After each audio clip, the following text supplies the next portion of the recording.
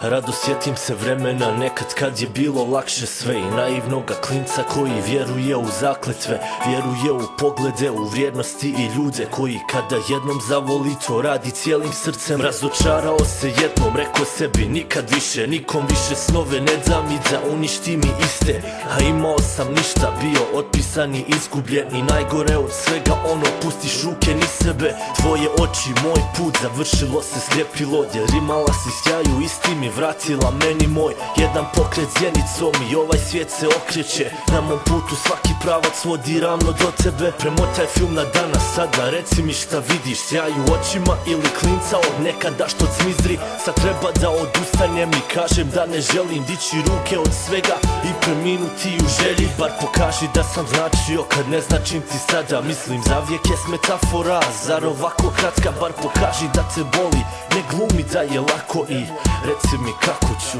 reci mi kako ću.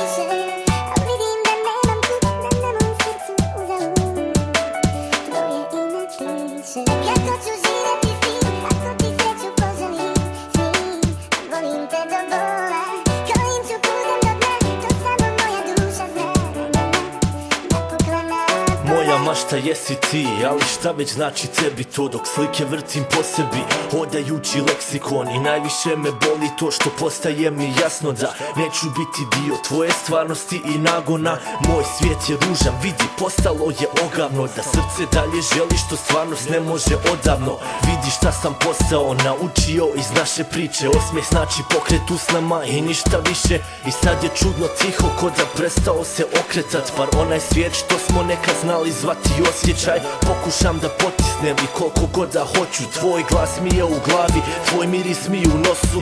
Sjećanja su spomenik toj ljubavi što umire i dokaz da bez rata ljudi ipak mogu ubiti. Jer riješio sam vratit se na staro, reći zdravo, a ti zakoračaj dalje, naši snovi će da umru sa mnom.